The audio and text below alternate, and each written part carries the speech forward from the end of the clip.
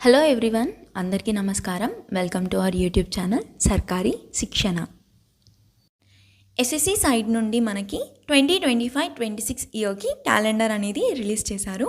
So మన CGL application అనేది June 9th నుండి జూలై 4th వరకు ఇచ్చారు. అలాగే ఎగ్జామ్స్ వచ్చేసి మనకి ఆగస్ట్ 13th నుండి ఆగస్ట్ 30 వరకు ఉంది. సో నేను ఆల్రెడీ ప్రీవియస్ వీడియోలో చెప్పాను, మ్యాక్సిమం ఎగ్జామ్ అనేది ఆగస్ట్లోనే కండక్ట్ చేయడానికి ఎక్కువ ఛాన్సెస్ ఉన్నాయని. సో మనకి ఎగ్జామ్ అనేది ఆగస్ట్ 13th నుండి ఆగస్ట్ 30 వరకే ఉంది. సో నోటిఫికేషన్ అనేది ఎప్పుడు ఉంటుందో తెలిసింది, అలాగే ఎగ్జామ్ డేట్స్ ఎప్పుడు ఉంటాయో కూడా తెలిసాయి. సో ఇప్పుడు ఎవరైతే సిజిఎల్కి ప్రిపేర్ అవ్వాలనుకుంటున్నారో వాళ్ళకి చాలా డౌట్స్ అనేవి ఉన్నాయి. సో ఈరోజు మనం ఈ వీడియోలో ఎస్ఎస్సి సిజిఎల్కి రిలేటెడ్గా మీకున్న అన్ని డౌట్స్ కూడా క్లియర్ చేస్తాను.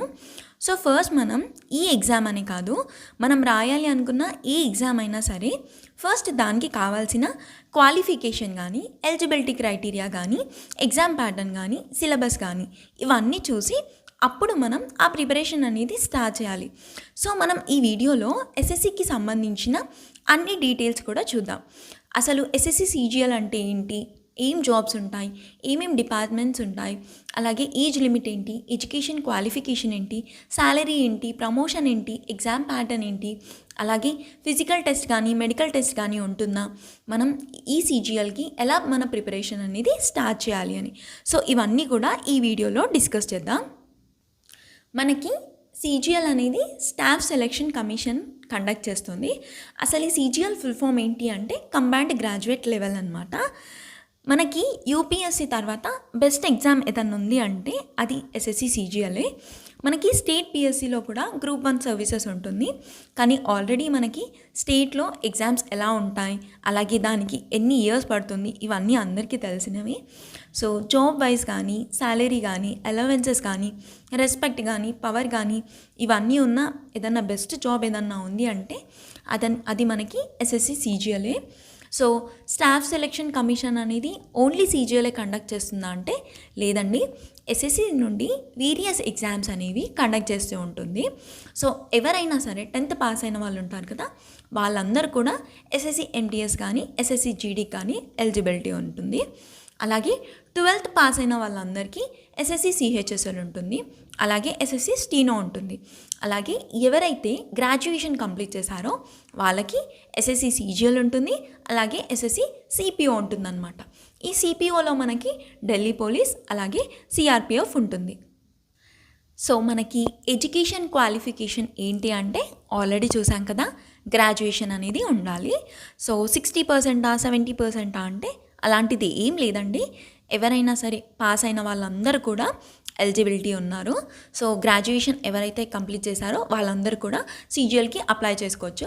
ఓన్లీ బీటెక్ వాళ్ళ, బీకామ్ వాళ్ళ అంటే బీఏ చేసిన, బీఎస్సీ చేసిన, బీకామ్ చేసిన, బీటెక్ చేసిన, సో ఎవరైనా సరే గ్రాడ్యుయేషన్ కంప్లీట్ చేసిన వాళ్ళందరూ కూడా సిజిఎల్కి ఎలిజిబుల్ అనమాట. నెక్స్ట్ వచ్చేసి ఏజ్ లిమిట్. సో మనకి సిజిఎల్లో వేరియస్ పోస్ట్ అనేవి ఉన్నాయి. సో అకౌంట్కి కానీ, అకౌంటెంట్ కానీ, ట్యాక్స్ అసిస్టెంట్ కానీ, ఎస్ఐ ఇన్ సిబిఐ కానీ ఈ పోస్ట్లకి మనకి ఎలిజిబిలిటీ ఏంటి అంటే 18 to 27 ఇయర్స్ అనమాట. అలాగే జూనియర్ స్టాటిస్టికల్ ఆఫీసర్ జేఎస్ఓ అంటాం, దానికి మనకి ఏజ్ వచ్చేసి 18 to 32 ఇయర్స్ అనమాట. ఇవి కాకుండా రిమైనింగ్ పోస్టులు ఏవైతే ఉన్నాయో వాటన్నిటికీ కూడా ఏజ్ వచ్చేసి 18 to 30 ఇయర్స్ అనమాట. సో ఇప్పుడు మనం సిజిఎల్లో ఈ జాబ్స్ అనేవి ఏముంటాయి, అలాగే దానికి రిలేటెడ్గా శాలరీ అనేవి చూద్దాం. సో మనకి ఎస్ఎస్సి సిజిఎల్లో లెవెల్ 8 జాబ్స్ వచ్చేసి అవి గ్రేడ్ పే 4800 అనమాట. సో దాంట్లో ఏఏఓ ఇన్ క్యాగ్ అనమాట, అంటే assistant audit officer in CAG డిపార్ట్మెంట్లో మనకి లెవెల్ 8 పోస్ట్ అనేది ఉంటుంది. అలాగే assistant account officer in CAG. So ఈ 2 పోస్టులకు కూడా మనకి ఏజ్ అనేది 30 ఇయర్స్ వరకు ఉంటుందన్నమాట. శాలరీ వచ్చేసి మనకి 47,600 నుండి 1,51,100 వరకు ఉంటుంది. సో మనకి ఈ శాలరీ అనేది సిటీని బట్టి కానీ, అలాగే అలవెన్సెస్ బట్టి కానీ కూడా చేంజ్ అవుతుందన్నమాట. నెక్స్ట్ వచ్చేసి లెవెల్ 7 జాబ్స్, ఇవి మనకి గ్రేడ్ పే 4600వి. సో మ్యాక్సిమం పీపుల్కి లెవెల్ 8 కన్నా లెవెల్ 7 జాబ్స్ అనేవి ఇంట్రెస్టింగ్గా ఉంటాయి, అదే దాంట్లోనే జాయిన్ అవ్వడానికి ఎక్కువ ఇంట్రెస్ట్ అనేది చూపిస్తుంటారు. సో దీంట్లో మనకి ఏమేం జాబ్స్ ఉంటాయంటే జిఎస్టీ ఎక్సైజ్ ఇన్స్పెక్టర్ కానీ, ఇన్కమ్ ట్యాక్స్ ఇన్స్పెక్టర్ కానీ, ఇన్స్పెక్టర్ నార్కోటిక్స్లో కానీ, సబ్ ఇన్స్పెక్టర్ ఇన్ సిబిఐ కానీ, ఏఈఓ ఇన్ ఈడీ కానీ, ఎగ్జామినర్ కానీ, ప్రివెంటివ్ ఆఫీసర్ కానీ, assistant sectional officer in MEA కానీ, ఏఎస్ఓ ఇన్ సిఎస్ఎస్ కానీ, ఏఎస్ఓ ఇన్ ఐబీ కానీ, ఏఎస్ఓ ఇన్ రైల్వే కానీ, ఏఎస్ఓ అసిస్టెంట్ ఇన్ క్యాట్ కానీ, ఏఎస్ఓ అసిస్టెంట్ ఇన్ సివిసి కానీ. సో ఇవన్నీ పోస్టులు కూడా మనకి లెవెల్ 7 గ్రేడ్ పే 4600లో ఉన్న పోస్ట్ అనమాట. సో దీనికి కూడా మనకి శాలరీ వచ్చేసి 44,900 నుండి 1,42,400 వరకు ఉంటుంది. సో నెక్స్ట్ వచ్చేసి లెవెల్ 6 గ్రేడ్ పే 4200 జాబ్స్ అనమాట.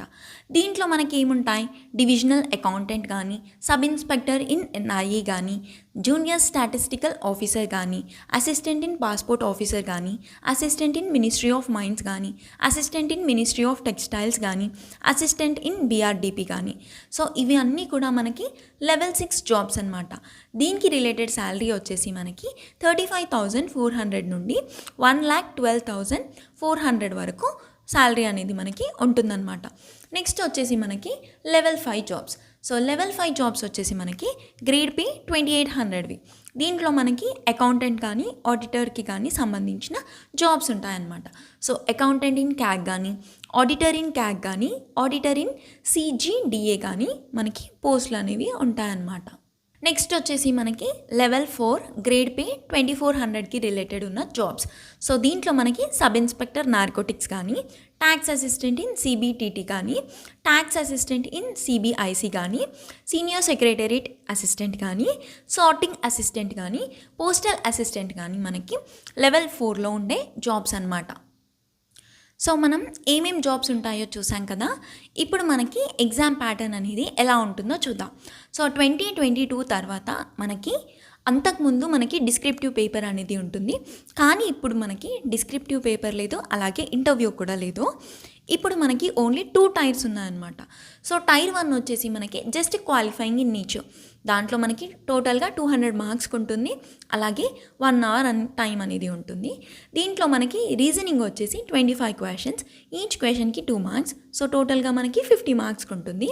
అలాగే మ్యాథ్స్ వచ్చేసి 25 క్వశ్చన్ 2 మార్క్స్ 50 మార్క్స్, ఇంగ్లీష్ కూడా మనకి 50 మార్క్స్కి, జీకే కూడా మనకి 50 మార్క్స్కి. సో టోటల్గా మనకి ఇక్కడ 100 క్వశ్చన్స్ ఉంటాయి, ఈచ్ క్వశ్చన్కి 2 మార్క్స్, సో టోటల్గా మనకి ఇక్కడ 200 మార్క్స్ అనేది ఉంటుంది. మనకి ఆన్సర్ కరెక్ట్ అయితే 2 మార్క్స్ వస్తుంది, అలాగే ఆన్సర్ రాంగ్ అయితే 0.33 మార్క్స్ అనేవి డిడక్ట్ అవుతాయి అన్నమాట. నెక్స్ట్ వచ్చేసి మనకి టైర్ 2. టైర్ 2 అనేది కంప్లీట్గా మెరిట్ బేస్డ్ అనమాట. సో దీంట్లో మనకి 3 సెక్షన్స్ అనేవి ఉంటాయి. ఫస్ట్ సెక్షన్ వచ్చేసి మనకి మ్యాథ్స్ అండ్ రీజనింగ్, దీనికి 1 అవర్ ఉంటుంది. అలాగే మ్యాథ్స్ నుండి మనకి 30 క్వశ్చన్స్ అనేవి ఉంటాయి, ఈచ్ క్వశ్చన్కి 3 మార్క్స్, సో టోటల్గా మ్యాథ్స్కి రిలేటెడ్గా 90 మార్క్స్కి ఉంటుంది. సేమ్ రీజనింగ్కి కూడా మనకి 90 మార్క్స్ అనేది ఉంటుంది. నెక్స్ట్ సెక్షన్ వచ్చేసి మనకి ఇంగ్లీష్ అలాగే జీకే అనమాట. ఇంగ్లీష్లో మనకి 45 క్వశ్చన్స్ ఉంటుంది, అలాగే ఈచ్ క్వశ్చన్కి మనకి 3 మార్క్స్ అనమాట. సో టోటల్గా మనకి ఇక్కడ 135 మార్క్స్ ఉన్నాయి.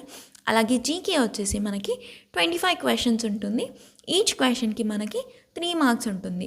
సో టోటల్గా మనకి ఇక్కడ 75 మార్క్స్ అనేది జనరల్ అవేర్నెస్కి ఉంటుందన్నమాట.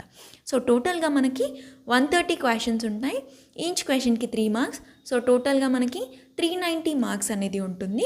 టోటల్ టైం వచ్చేసి మనకి 2 అవర్స్ అనమాట. సో మనకి ఇక్కడ నెగిటివ్ మార్కింగ్ అనేది ఉంది. సో నెగిటివ్ మార్కింగ్ వచ్చేసి మనకి -1. అలాగే మనకి సెక్షన్ 3 వచ్చేసి క్వాలిఫైయింగ్ పేపర్ అనమాట. దీంట్లో మనకి కంప్యూటర్ ఉంటుంది 15 మినిట్స్ వరకు, అలాగే టైపింగ్ ఉంటుంది, అది కూడా మనకి 15 మినిట్స్ ఉంటుంది. సో కంప్యూటర్ వచ్చేసి మనకి 20 క్వశ్చన్స్ ఉంటాయి, ఈచ్ క్వశ్చన్కి 3 మార్క్స్, సో మనకి 60 మార్క్స్కి కంప్యూటర్ అనేది ఉంటుంది. సో ఎవరైతే దీంట్లో క్వాలిఫై అయ్యారో వాళ్ళకి మెరిట్ బేసిస్ పైన మనకి సెలెక్షన్ అనేది ఉంటుంది. సో తర్వాత ఏమవుతుంది, మనకి పోస్ట్ ప్రిఫరెన్స్ అనేది ఉంటుందన్నమాట. సో ఎవరైనా సరే టైర్ 2 రాసిన వాళ్ళందరూ కూడా పోస్ట్ ప్రిఫరెన్స్ అనేది పెట్టుకుంటారు. తర్వాత మనకి ఫైనల్ రిజల్ట్ అనేది వస్తుంది. మనకి ఫైనల్ రిజల్ట్ వచ్చిన తర్వాత డీవీ ఉంటుంది, అంటే డాక్యుమెంట్ వెరిఫికేషన్. మన తర్వాత మనకి ఫిజికల్ టెస్ట్ ఉంటుంది, అలాగే మెడికల్ టెస్ట్ కూడా ఉంటుంది. తర్వాత మనకి జాయినింగ్ అనేది ఉంటుందన్నమాట. వెండర్ చేంజ్ అయింది, ఎగ్జామ్ ప్యాటర్న్ చేంజ్ అవుతుందంట, డిస్క్రిప్టివ్ యాడ్ అవుతుందంట, ఇంటర్వ్యూ ఉంటుంది, ఎగ్జామ్ పేపర్ టఫ్గా వస్తుంది, ఇలా చాలా చూస్తున్నాం రీసెంట్ డేస్లో. సో అఫీషియల్ ఇన్ఫో వచ్చే వరకు అందరివి కూడా అజంప్షన్సే అండి. సో అవన్నీ కూడా వదిలేయండి. ప్యాటర్న్ చేంజ్ అయినా సరే మనకు సిలబస్ అనేది అదే ఉంటుంది. సో మనం మన ప్రిపరేషన్ అనేది కంటిన్యూ చేద్దాం. అండ్ ఇంకోటి ఏంటి అంటే ఎలా ప్రిపేర్ అవ్వాలి అని. సో నేను ఈ సబ్జెక్ట్స్ అన్నిటికీ రిలేటెడ్గా సిలబస్ అలాగే స్ట్రాటజీ వీడియోస్ అనేవి ఆల్రెడీ చేశాం. సో ఆ వీడియోస్ చూడాలి అనుకున్న వాళ్ళు కింద డిస్క్రిప్షన్లో లింక్ ఉంటుంది, ఒకసారి చెక్ చేయండి. సో నెక్స్ట్ వచ్చేసి ప్రమోషన్స్ అనమాట. సో ఎక్స్ అనే పర్సన్ మనకి ఇన్కమ్ ట్యాక్స్ ఇన్స్పెక్టర్గా సెలెక్ట్ అయ్యారు. సో 5 to 6 ఇయర్స్లో తనకి ఇన్కమ్ ట్యాక్స్ ఆఫీసర్గా ప్రమోట్ అవుతుంది. అలాగే 8 to 9 ఇయర్స్ తర్వాత అసిస్టెంట్ కమిషనర్, 4 to 5 ఇయర్స్కి డెప్యూటీ కమిషనర్, నెక్స్ట్ 4 to 5 ఇయర్స్కి మనకి జాయింట్ కమిషనర్గా సెలెక్ట్ అవుతుందన్నమాట. సో ఈ ఒక్క పోస్ట్ కానీ కాదు, అన్ని పోస్టులకు కూడా మ్యాక్సిమం మనకి 3 to 5 ఇయర్స్ నుండి ప్రమోషన్ అనేది ఉంటుంది. సో శాలరీ, అలవెన్సెస్, ప్రమోషన్స్ ఇవన్నీ కూడా మనకి సీజీఎల్లో ఉంటుంది. నెక్స్ట్ వచ్చేసి మనకి ఫిజికల్ టెస్ట్ అనమాట. సో మనకి ఫిజికల్ టెస్ట్ అనేది మనం సెలెక్ట్ అయిన డిపార్ట్మెంట్ వాళ్ళు కండక్ట్ చేస్తారు. సో అన్ని పోస్టులకు ఉంటుందా అంటే లేదండి, ఓన్లీ కొన్ని పోస్టులకు మాత్రమే మనకి ఫిజికల్ టెస్ట్ అనేది ఉంటుంది. సో జిఎస్టీ ఇన్స్పెక్టర్కి కానీ, ఎగ్జామినర్కి కానీ, పిఓ కానీ, ఇన్స్పెక్టర్ ఇన్ నార్కోటిక్స్ కానీ, ఎస్ఐ ఇన్ నార్కోటిక్స్ కానీ మనకి ఈ పోస్టులకి మేల్కి వచ్చేసి హైట్ 157.5 సెంటీమీటర్స్, చెస్ట్ వచ్చేసి 76 సెంటీమీటర్స్, అలాగే 1600 మీటర్స్ వాక్ అనేది 15 మినిట్స్లో కంప్లీట్ చేయాలి. 8 కిలోమీటర్ సైక్లింగ్ అనేది 30 మినిట్స్లో కంప్లీట్ చేయాలన్నమాట. సో నెక్స్ట్ వచ్చేసి ఫీమేల్కి. సో హైట్ వచ్చేసి మనకి 152 సెంటీమీటర్స్, వెయిట్ వచ్చేసి 48 కేజీస్, 1000 మీటర్స్ వాక్ని మనం 20 మినిట్స్లో కంప్లీట్ చేయాలి. అలాగే 3 కిలోమీటర్స్ సైక్లింగ్ అనేది మనం 25 మినిట్స్లో కంప్లీట్ చేయాలన్నమాట.